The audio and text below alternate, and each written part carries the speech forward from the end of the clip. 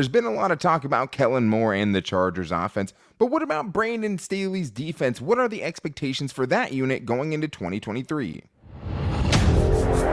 You are Locked On Chargers, your daily podcast on the Los Angeles Chargers, part of the Locked On Podcast Network, your team every day.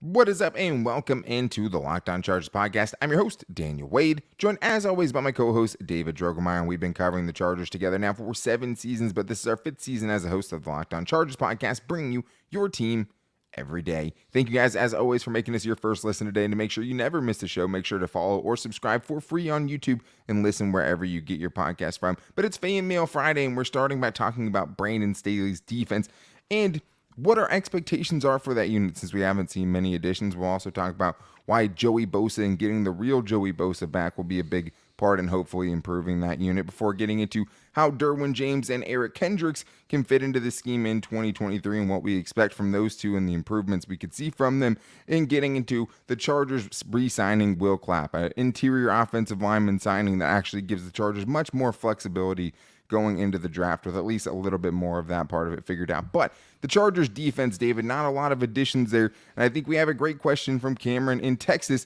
about how much we should really be trusting in it at this point. Hi, my name is Cameron and I'm from Texas. I want to know what your expectations are for the defense going into 2023. Mine are kind of low.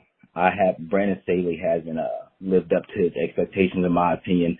And I know the defense played well at the end of the year, but we haven't seen the starters do that, so I'm going to be safe and hedge against them, kind of expect them to be at the bottom of the league on defense again next year, but I want to know what you guys think.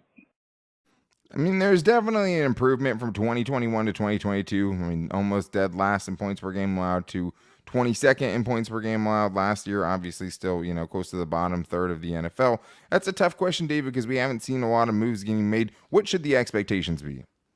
Yeah, I mean, it's a really good question. And I think when you're looking at what the expectations should be for this defense, it really just depends on how they are really clicking, because there's so many different moving parts with this defense. Are we finally at a point to where Brandon Staley can put a game plan together and be completely confident that his defenders are going to be able to go out there and execute it the way he drew it up? Like, for example, the Miami Dolphins game. I think going into that game, that was one of those situations to where that was a more daunting game that we expected the Chargers to struggle in, but the game plan was phenomenal by Brandon Staley. They really stymied Tua Tagovailoa and his effectiveness and really kind of shut down and took away what they did well. But the unfortunate thing is we didn't see that happen enough last year, and I think that's why this is a very intriguing question. And it's tough because it's an incomplete question because we don't know exactly what this defense is going to look like. We don't know if Nolan Smith is coming, in round one, or, the free agents that could potentially be signed, which is one part of it. But if we're just going off of what they have right now, I think there's two parts of it. But one of the things is just what version of Joey Bosa are you going to get? Because Joey Bosa, when he's healthy, is still a Pro Bowl caliber, almost all pro level edge rusher, one of the best in the NFL when he's right. The pressure percentages will tell you that, right? And just even if the raw sack numbers have never been there, when he's on the field and when he stayed consistently healthy, he's looked great. He looked great to start last season before eventually getting hurt and never really looked the same after that. But when you're talking about just getting Joey Bosa and what a ferocious, rabid Joey Bosa that's fully healthy looks like, I mean, we just haven't seen it in a little while. But that could make a big difference. I mean, from 2019 to 2021, Bosa had 29.5 sacks, right? Averaged almost 10 sacks per season and missed, 8 games during that span as well. So he's very, very productive. If they can get that version of Joey Bosa back this season, I think that is the easiest, most realistic path to this defense improving as we currently see it. It's so critically important to get the best version of Joey Bosa on the field because he's a force multiplier. He makes everyone around the defense play better because of what he is capable of doing. What he does against the run, I mean, when he's right, he's one of the best run defenders in the NFL. He just sets such a physical edge. He is a great tackler. I mean, he gets ball carriers on the ground. what he does as a pass rusher is special. When he's right, he's almost impossible to block. There's so many different pass rush moves that he can throw at you, so many counters that he can throw at you. He's relentless. He just doesn't stop. That motor is legendary. So when he is right and that pass rush is where it is and what he does against the run is there, he makes everyone's job that much easier. And we would love to see him and Khalil Mack getting after the quarterback at the same time. I mean, that was the entire vision that Brandon Staley had when he brought Khalil Mack into the fold, was being able to unleash these two terrors onto opposing quarterbacks. But unfortunately, we only got to see it for a handful of games. When we did see it in the first game, it was extremely, extremely effective. We were just hoping to see that multiplied over 17 games. Yeah, Khalil Mack had 3 sacks in the first game with Joey Bosa lined up opposite of him. It's a huge difference, and it is, a huge risk. You can't be totally sure in that. I mean, you like to think, hey, 2 of the last 3 seasons before last season, he played at least 16 games, right, and played in 16 games. That's obviously nice, but you have to see it again. It's just been so much, and there has to be a lot of wear and tear on the body. The other big thing is, how much are you buying into the 4-game stretch that they had last season where they only allowed 11 points per game on the route, to 4-0 during that stretch? Yeah. When you're missing Joey Bosa for 3 out of those 4 games, and you're missing Derwin James for most of those 4 games because of the suspension and obviously getting ejected from the game against the Colts, I think you saw a little bit of proof of concept there where it's like, hey, when the guys are in the right spot, Brandon Staley's drawing up the game plan. Unfortunately, the last 2 games of the season, you blow a 27-point lead to Jacksonville, and you have Russell Wilson and an uninspired Denver Broncos team under a fired coach go and do that to you, and when you're playing your starters for most of the game. So I think you saw something there, but it was also against, two Ryan Tannehill, Nick Foles, and Baker Mayfield. So it is so hard to kind of gauge how seriously you should take that and how much things are going in the right direction. But I think you see, hey, there's something there. The players obviously, have to get the message and have to, it has to translate from Brandon Staley's scheme, and all the guys had to be in the right spot. But that 4 games is just hard to trust on a full, 17-game season. And the reason why it's hard to trust is because the same reason why it was hard to trust the Chargers last year in general is that they didn't get any quality wins against a quality football team, a team that had a plus 500 record. So it's just really hard to figure out what is fact and what is fiction because of the level of competition that they were playing towards the end of the season. That's why I brought up the Miami Dolphins game, because at that point in the season, that kind of had the most important significance. And at that point, the Dolphins were still, a decent football team. They were one of, the best offense in the entire league. Yeah, there you go. Most explosive offense in the entire league. And, the Chargers and Brandon Staley's defense did a really good job of stymieing that. But yeah, it's just show me against a quality football team that you can put together a win and that you're contributing, mostly on defense. And then I will have more confidence believing in that ability to translate that over the course of an entire season. Because, and Brandon Staley's one of his things is, hey, I need to draw up a game plan specific to each individual opponent. It just, when those game plans were drawn up against the winning teams, it didn't result in a win. So. Yeah, the best they got in those scenarios were close losses, which only can get you by for so long. But yeah, you had to prove it, and they didn't really last season. And we haven't seen major improvements to it, and that's the other thing too, is just like, hey, John Johnson would make me feel better about an improvement. A lot better. Depth of edge, safety, cornerback. Will they add to the defensive tackle room with Austin Johnson and Tito Abonye coming off of major injuries? Do we see potential reunions with Kyle Van Noy, Bryce Callahan, guys that would solidify those positions? So there's a lot left, before we can actually truly make these judgments. They could be better. Brandon Staley obviously has to do a good job. Maybe, having a new defensive coordinator and Derek Ansley also helps as far as the process between Brandon Staley and actually implementing and installing this defense and getting guys up to speed quicker, because it just wasn't happening quickly enough. And Brandon Staley and Ronaldo Hill and everybody else have to take accountability for that.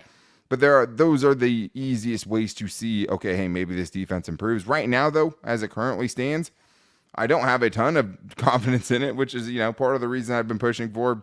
You should probably go and try to make your offense as explosive and as good as possible. But I do think, when you have someone like Derwin James and when you have what Eric Kendricks could potentially bring to this defense, those are a couple of wild cards that could lead to some improvement in that room as well, on that side of the football. and we'll get into that. But I do need to tell you guys that today's episode is brought to you by Ultimate Football GM. You've heard me talk about this mobile game app, and if you've ever thought you'd make a good GM, you've got to give this game a try. It's not as easy as you might think to create a dynasty, guys, because when you play Ultimate Football GM, you also get to control and manage every strategic aspect of your team as you play through the seasons and lead your team to glory and try to build a historic dynasty. With Ultimate Football GM, you're responsible for controlling the destiny of your franchise by hiring the right coaches and coordinators, managing all the finances, including negotiating player salaries and terms, and navigating your franchise through free agency, the draft, injuries, player personnel issues, and all the ups and downs of a season. It's going to take you a little time to get used to it. It's a very challenging and realistic game. I've started the first couple of seasons pretty bad, but I have turned things around, and you got to stick to it, and you got to pick the right kind of players. And one thing that helps is Locked On Chargers listeners get a 100% free boost to their franchise when using the promo code Locked On, all caps, in the game store. That's Locked On in all caps, so make sure to check it out today. To download the game, just visit ultimate-gm.com or look it up on the app stores. That's ultimate-gm.com. Ultimate Football GM. Start your dynasty today. We have some more great fan mail questions to get here too, David, and I want to get to some we have from Twitter that really go along with kind of where we went with that first segment. And I want to start with Tom Telesco's burner account, who says, how excited are you guys for Eric Kendricks in the middle of our light box schemes? He can actually shed blocks, and he is known as a tackling machine, exactly what you need in Staley's light boxes. In my opinion, love the show. You guys have your fingers on the pulse. David, it's a great question, because when you're trying to kind of parse what Eric Kendricks is going to bring that you weren't getting from Drew Tranquill, who just had his best season, this is one of the places where, maybe he is a better fit for what Brandon Staley wants, especially in the running game. Yeah, definitely. I mean, he's just been so consistent over the course of his career. I mean, it just seems like over 100 tackles every single season. He has under a 10% missed tackle rate. And also, he's just super rock solid against the pass as well. I mean, he only has allowed just over a 70% reception percentage in his career. So he's just a very well-rounded linebacker, a linebacker that has a lot of experience in the Brandon Staley type of scheme with the pattern matches that he likes to play. So it's just someone who has the veteran leadership and has proven experience that you're inserting in the middle of your defense. I just feel like it's a great fit, especially in the short term.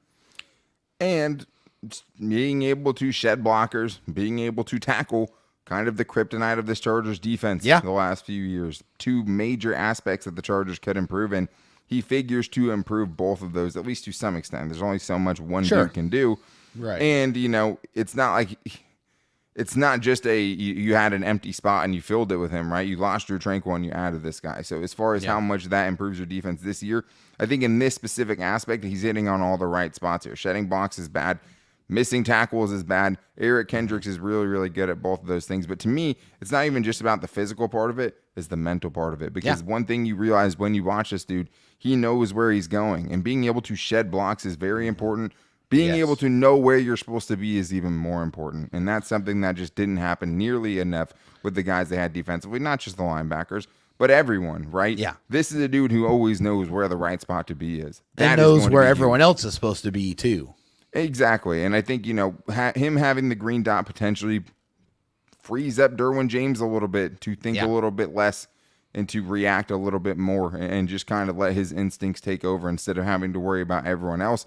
Which I think could be big. But as far as Eric Kendricks goes, that kind of football IQ in the middle is something I think the Chargers have been missing in the Brandon Staley era. At least somebody who's played as much defense and played as much in a similar defense under Mike Zimmer as Eric Kendricks has. But Gerald Garrow also has wondering about Derwin James when he asked, do you think Derwin James will appear near the line of scrimmage this season rather than being all over the field as a jack-of-all-trades type and putting him in different positions? I think being near the line of scrimmage would definitely help the defense to simplify things. So we all know how good Derwin James is in the box. We know how good he is as a blitzer.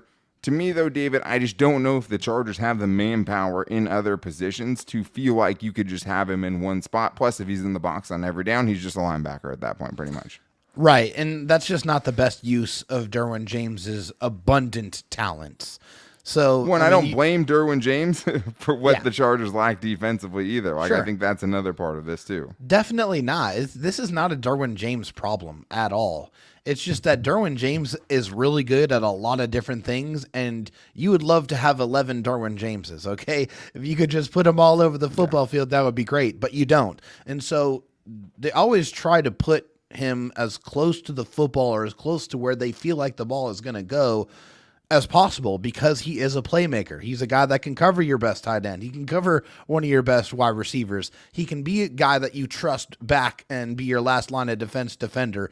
He's a guy that can suplex Travis Kelce. I mean, there's just no end to what Derwin James is capable of doing. And yeah, it's exciting to see him in the box because he's a ferocious tackler and that he can absolutely annihilate tackles and running backs that are trying to block him from getting to quarterbacks, which is really fun to watch him do that. But he does other things extremely well too. It's just you need to be able to move him around close to the ball so he has the most opportunities to make plays as possible. And I think this is bred by the 4-game winning streak not really have Derwin in it, right? And that's kind of where the question from Cameron says, like, hey, even our starters didn't play as well as when we had our backups in. That 4-game stretch is why you also feel good about someone like Alohi Gilman, right? But when you only have Derwin James, Alohi Gilman, and JT Woods, who's on the back end if you have Derwin James in the box, right? Is it Alohi Gilman and JT Woods? That's not a recipe for success. And the Chargers used Derwin James in the box a ton. Last year, that was his leading position. He was in the box for 330 snaps. He was at free safety for 270, 154 at slot corner, 63 on the line of scrimmage. He was everywhere, but they used him in the box a ton.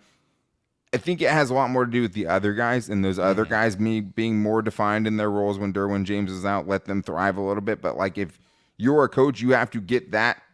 You have to be able to take those things away and be able to find continuity and find, okay, hey, we saw what these guys do really well, and be able to add Derwin James into it, be able to add Joey Bosa into it. That's all part of it. But your defense is better with Joey Bosa and Derwin James.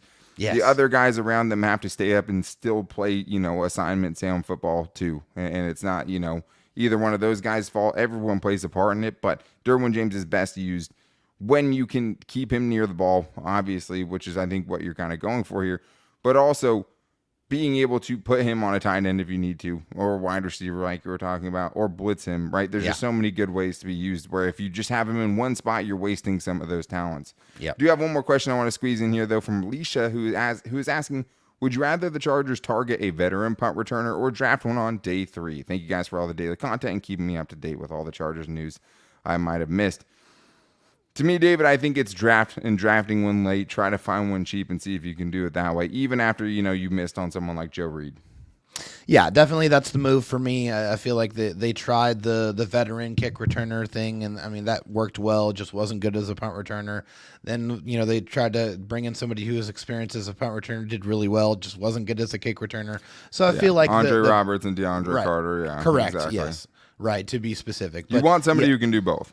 Yes, exactly. You want somebody who can do both, and I think your best avenue for that is either late in the draft or in the undrafted free agent type of pool there. But yes, that is the avenue in which I would hope that they try to address that position. Yeah, I think you can find somebody that you like. Returners usually go late. What you're getting out of that, right, if that's you double dipping out receiver and thinking that player could turn into something even better. Yeah. But it's a place where the Chargers could easily improve. And I know, at least you're asking about punt returner, but they need both because DeAndre Carter was both for them last year. Much better as a punt returner than now he's with the Raiders. Yeah.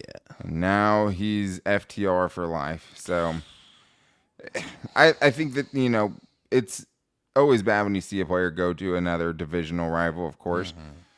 Still, though, it does feel like the Chargers could upgrade at kick returner, obviously, and I think they could also upgrade at wide receiver 4, and I don't think those things are crazy, and hopefully we'll see the Chargers double dip, and potentially one of those guys should be able to punt return and kick return and do it better than what we've seen over the last couple of seasons, because like we talked about yesterday, you don't want the special teams to regress. That was such a underlying Cinderella story.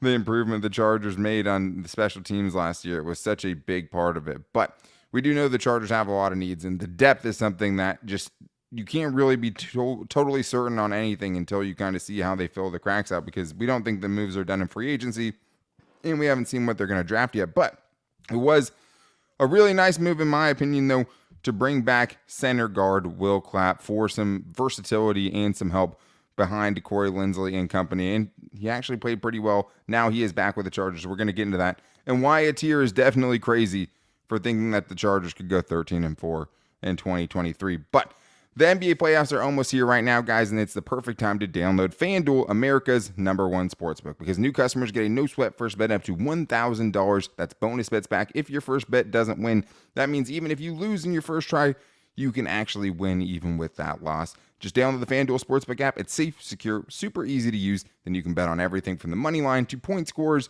to threes drained. You can even do the 3x2 thing. Someone's going to make two three-pointers in the first 3 minutes of a game. That definitely pays out nice. And you can always do the same game parlay with FanDuel. And if you're not into basketball, that's fine as well, because guess what? We talked yesterday about all of the different bets you can make it for the Chargers right now, whether it's about the draft, whether it's Justin Herbert's MVP odds, whether the Chargers can win the AFC West or the Super Bowl, and much more. So don't miss out on your guys' chance right now to get in on the action and get your no-sweat first bet up to $1,000 in bonus bets when you go to FanDuel.com/lockedon. That's FanDuel.com/lockedon to learn more. Make every moment more with FanDuel, an official sports betting partner of the NBA.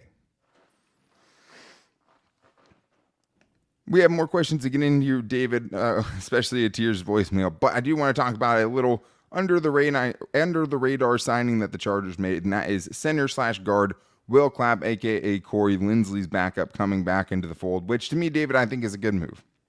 I feel like this was a move that I'm just curious as to why it took so long for them to make. I mean, one of the most likely moves for sure. Right. I mean, I know that there's not a lot of money that's tied into this move. There's familiarity with the system. He played decently whenever he was asked to, or whenever Corey Linsley had to step out of the ball game. Obviously, you can't ever replace or dream to replace the production of an all-pro, but he played decent football, and that's what you're looking for. You want somebody who can play at an adequate level, and he brings some versatility. Like you said, he played some center. He can play some guard. So this is the type of move that we expected them to make on the offensive line, and I'm happy that they did.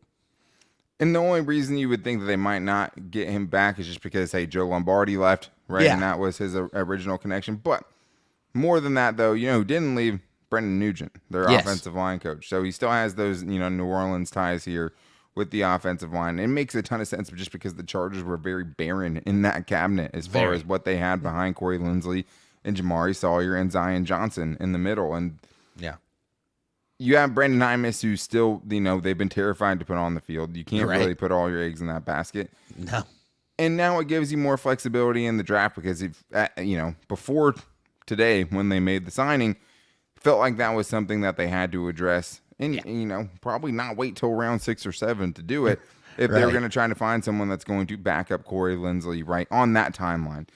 Still, I think it's still very much in play because you still need to find the long-term answer. Will Clapp's not going to be the long-term answer. And I think the other thing is, too, Will Clapp allowed 0 sacks last year on 252 pass blocking snaps. He was very good in that regard. Only 8 pressures on those snaps and only 1 penalty. But it was what happened to the guys besides him when Corey Linsley had to leave the game. I saw the Thunder from Down Under podcast brought this up as well, and I totally agree with it, which is Matt Filer had 2 of his worst pass blocking games next to Will Clapp. Zion Johnson had 3 of his 4 worst pass blocking games when he was next to Will Clapp, in games that Will Clapp played at least 10 snaps. It's the Corey Linsley effect, man.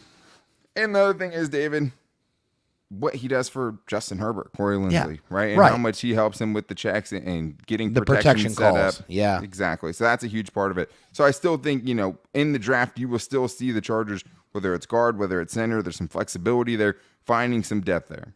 Oh, definitely. I think you should expect to see them look at the offensive line probably somewhere in the 4 to 6 range. I expect them to pick somebody up and add someone to the fold. Yeah, this probably means they don't have to wait. They can get someone who maybe has to season a little bit more. Yeah, exactly. They have Will Clapp, right? Yes, this gives them some flexibility on that front to not have to worry about bringing somebody in that has to potentially be an immediate contributor. You can let them kind of learn and grow under one of the best centers in the NFL, and that is never a bad thing.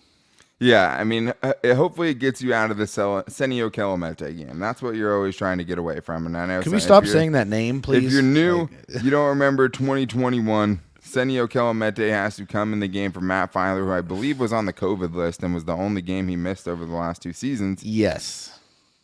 And it was maybe the worst game by an offensive lineman that I ever saw. And even during the game, the Chargers weren't willing to put Brandon Hymus in instead of him when it was very clear and obvious to everyone. Which is a worse indictment on Brandon Hymus.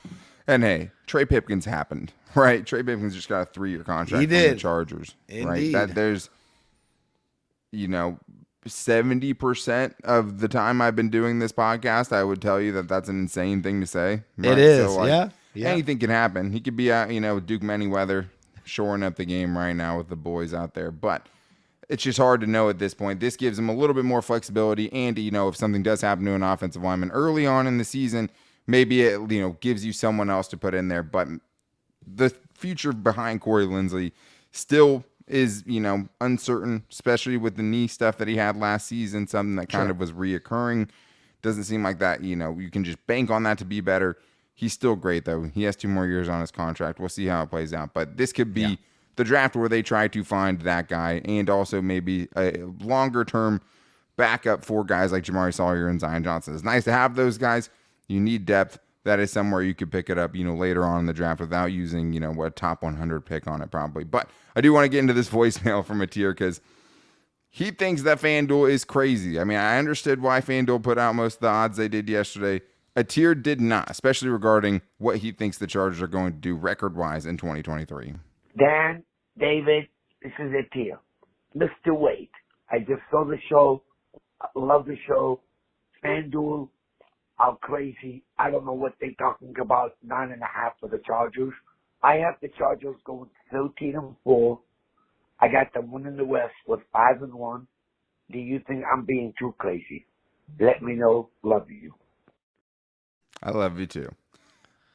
You're crazy, Atir. I mean, I love it. I love the optimism. I don't even know if in a best case scenario you see a 13-4 and uprooting the Kansas City Chiefs at the top of the division because he kind of snuck that one in there as well. 5-1 in the division. David, how crazy is he? It's very, very crazy because the Chargers haven't even been plus 500 in the division since 2018, and that's when they went 12-4. Okay, last year 2-4. The year before that in 21, 3-3. Again 3-3 in 2020. 0-6 in 2019. That was a very bad year. That was a 5-11 year. And then, like I said, you got the 4-2 in the division. But I don't even know how you can feel comfortable with them going plus 500 in the division because they haven't shown it in several seasons. I would love to see that. And I am the biggest optimist in the world. Okay. I would love and absolutely love to see the Chargers to go 13-4, but I just don't know in this current world that we're in this multiverse that we live in right now, that we can expect to see the Chargers achieve a 13-4 record. Crazier things have happened. I would love to see it. I just don't know how it happens at this point in time. Yeah, I mean, with all the timelines out there's a timeline in which, the Chargers are the Patriots and every bad thing that's happened to them has gone the other way, but I would love to live in that multiverse. That would be great. Not the one that we're living in currently. No. I mean, to build off of yours, I mean, the Chargers haven't won 13 games since 2009, right? So we're going on 14 seasons. Right. They've only won double-digit games twice since 2010. One of those was last year. Maybe Brandon Staley deserves a little more credit for that since it's only happened twice. The other season was the 12-4 year. That 0-6 year was that, dreaded, first year under Anthony Lynn, I think was that one. With Justin Herbert. Yeah, and then they rattled off, I think, 4 wins. That was the deadly third season for past Chargers head coaches, which has been a death sentence really for all of them. But yes, besides that, though, they've only won 13-plus games twice in franchise history. Both of those have happened since the 2006 14-2 season. That was the best season. Then you had 2009 at 13-3. Those are the only 2 times they've won 13 games. Period. In 60-plus years, they've only done it twice. So sheesh. They haven't won the division since 2009. And I think the other thing is like, there's just no way I can see them not tripping up at least one time against the Raiders or the Broncos, right? Like, they shouldn't. I don't see them going 4-0 against the Raiders or the Broncos. Even last year, they split both the series. Broncos could be better this season than they were last season. They should have beat them both times. obviously, especially with how they're playing towards the end of the season, especially since they played their starters. Yeah. Maybe the starters were kind of like, I don't know if we should be in here right now. But a tier, I love it. I mean, I got crushed for saying the Chargers, I think, would have 11 wins last season. Maybe I even said 12, and I was told I wasn't optimistic enough. So I'm trying to work on it, but I'm not with the 13-4 yet. That is, I'm not there either. Would be a miracle, I would say right now, especially just with who they're going up against. I mean, hey, if you can go 5-1 and split the division series with the Chiefs, you absolutely have a chance at the division. And I think that's, a good barometer of how well you've obviously been playing. Yeah. Sounds like fairy tale land right now, though, until we see kind of how the rest of this offseason goes and getting everyone to the season healthy and getting everyone back when they do get injured quicker and, just having general better luck than we see in most seasons from the Chargers. But that is going to wrap things up for today's show. The good news is we'll be back with you guys on Monday with Mock Draft 5.0, a 5-round Chargers mock. And I think we're going to go a little unconventional with it. We talked about it a little bit last week. But next week, we also want to get into just who we like in this draft, who our favorite wide receivers and tight ends are. A lot of fan mail questions about specific guys. It's hard to do those on these shows when you have to watch a bunch of film and stuff. So tight ends, wide receivers, we plan on getting to next week. Maybe we'll do edge rushers and some other important positions after that. And we're also trying to get some big guests on the show too. But to make sure you guys don't miss it, make sure you are following or subscribing for free on YouTube and listening wherever you get your podcast from. You can also find the show every day on all of our social media at Locked On LAC on Twitter. You can find me at Dan Talk Sports, Dave Jungmeyer at Dro Talk SD. And for everyone who called into the voicemail line, thank you. Thank you, Atir, Cameron, everyone we couldn't get to today. To get into there, you can call into 323-524-7924. You leave a 30-second question. It's likely to get on the show, and we appreciate everyone for contributing. You can also hit us up on our Instagram at Locked On Chargers and our Locked On Chargers Facebook page as well. Thank you guys so much for making us your first listen. If you need a second listen, make sure you guys are checking out the Locked On NFL Scouting with the Draft Dudes. The Draft Dudes very much liked who we picked in our mock draft today. You guys will find that out soon. But from free agency to the draft, salary cap management, and more, join NFL experts Kyle Krabs and Joe Marino as they take you through what it's like to build a successful NFL franchise every Monday through Friday, wherever you get your podcast from, and on YouTube. Make sure you guys are also checking out the Locked On Podcast Network newsletter, and you can find that at lockedonpodcast.com/newsletters. Tons of great links to great, draft information. A lot of the stuff that we get, it's always nice keeping up with those guys. But we'll be back, you guys, on Monday with Mock Draft 5.0. Until then, take it easy and go Bolts.